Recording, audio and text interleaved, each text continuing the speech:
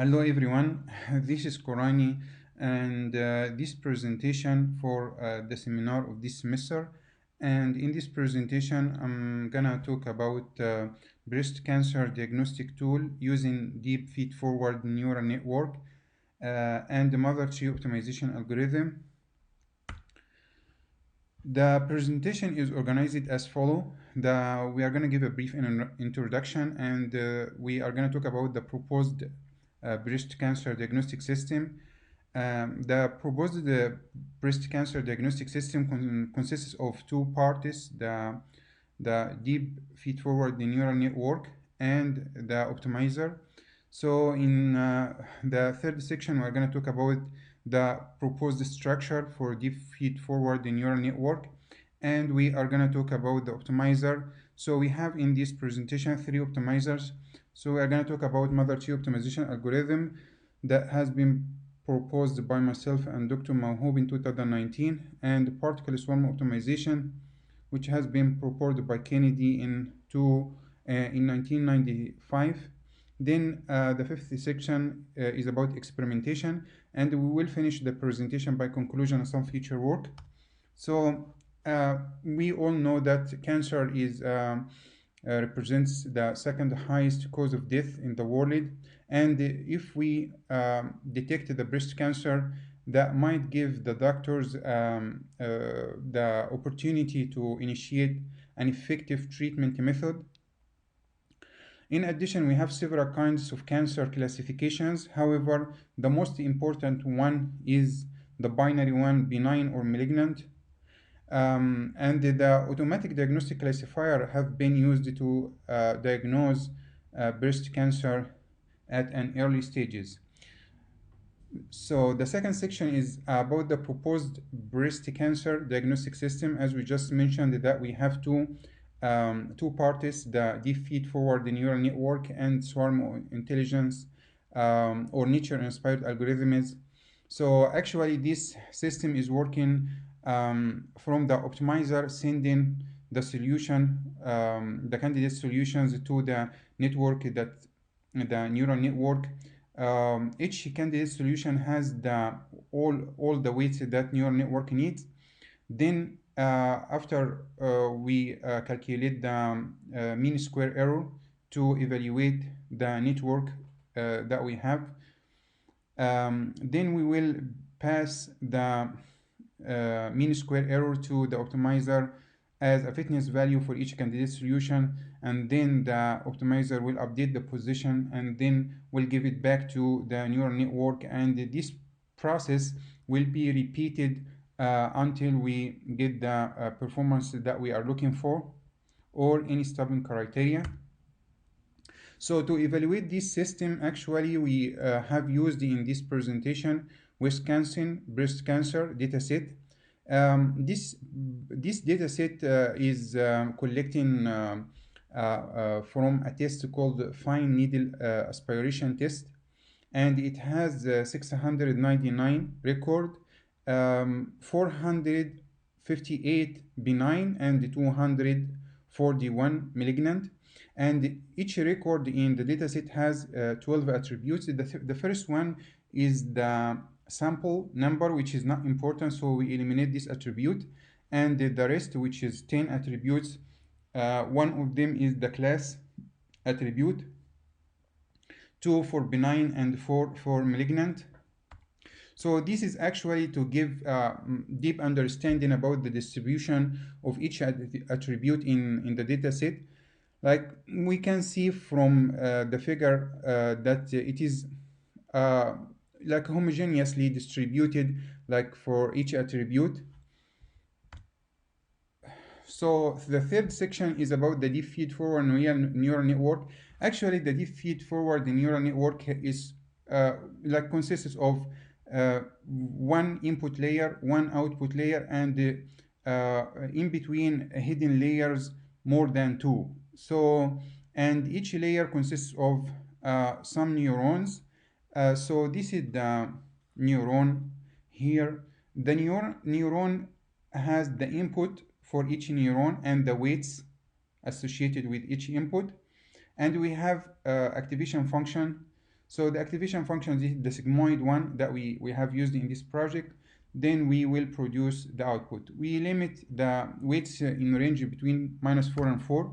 So this is the proposed deep feed forward the neural network structure. Actually, when we deal with the neural network, we have two issues. The first one, to propose the structure that fit your problem, and the weights, tune the weights of this structure. So here we choose that we have just two hidden layers. The first one has 30 neurons, and the second one 15 neurons. Actually, we can do that using optimization. I have proposed another system, but we haven't written a paper about it. That we can even optimize the structure of the neural network using discrete optimization algorithm, and we tune the weights using another algorithm, or the same algorithm, but I mean the continuous version of this algorithm. And we have here the output of the network benign or malignant, which is the we are looking for. So neural network actually is alternative solution of back propagation, which has been used for a long time, but back propagation, as I mean, they mentioned in the literature, that has some disadvantages, because it requires some learning parameters such as learning rate, momentum, gradient information, and predetermined structure. In addition, they says that it assumes that the deep feed-forward neural network has a fixed structure. So therefore, designing a near optimal deep feed-forward neural network. Actually, I haven't coded back propagation from scratch, but we can use it from any distribution from Python to understand deeply back propagation and the disadvantages of back propagation. We have to code the entire algorithm from scratch, so you have deep understanding about the limitation of the algorithm. However, to overcome this limitation, researchers suggested that we use nature-inspired techniques for training instead of back propagation. So now we are going to talk about the optimizers that we have used in this presentation. So we are going to talk about first about mother tree optimization algorithm, which is our algorithm. This algorithm actually is built on a symbiotic relationship between Douglas fir trees and mycorrhizal fungi network, and it belongs to the nature-inspired algorithms. And as any other nature-inspired algorithm, MTO has initial population, which is maybe randomly generated or using any other method if you have a specific method to spread the candidate solution or the agents, and the way of communication between agents. So we also proposed a topology called fixed offspring topology. And finally, we update the position of candidate solution based on the topology that we proposed, and some guidance, some other equation. So the first candidate solution will be updated randomly, and the rest of the population will be according to some equation that we are going to see now. So in brief, this is the fixed offspring topology. Because the time limit of the presentation, we are not going to talk deeply about this topology, but the population in this topology is divided in 4 groups. The first one, the top mother tree. So firstly, we rearrange the candidate solution in the descending order. As we can see, the first one, which is the top mother tree, had the highest fitness value, and going down until we reach the least candidate solution that has least fitness value. So we have 4 groups: the top mother tree, fixed, first partially connected trees, fully connected trees, last partially connected trees, and each group will be updated according to specific equations. So here, this is the top mother tree that will move randomly in 2 levels: the root signal and the mean mycorrhizal fungi network signal. And the rest of the population will be updating based on these equations, the first partially connected trees, fully connected trees, and less partially connected trees. And I have done an independent presentation about mother tree optimization algorithm in a separate presentation. After we proposed the first version of mother tree optimization algorithm, we figured out that in some cases, mother tree optimization algorithm might might get stuck in local solutions. So we proposed a variant of mother tree optimization algorithm called mother tree optimization algorithm with climate change. So actually, we just added two operations, the mutation and the distortion. As we can see here from the picture, that the first group, let's say we have 10 candidate solution, and in the mutation part, we are gonna eliminate maybe 20% of the population, and then spread randomly to other candidate solution, the same amount that we have eliminated.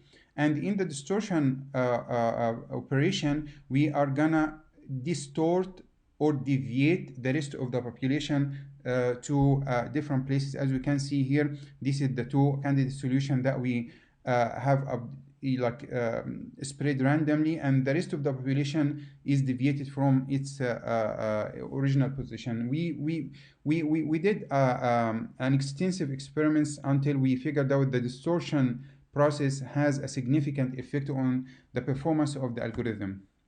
Then the particle swarm optimization, it's a very well-known optimization technique, has been proposed in 1995, and there are thousands of papers that have been published on particle swarm optimization.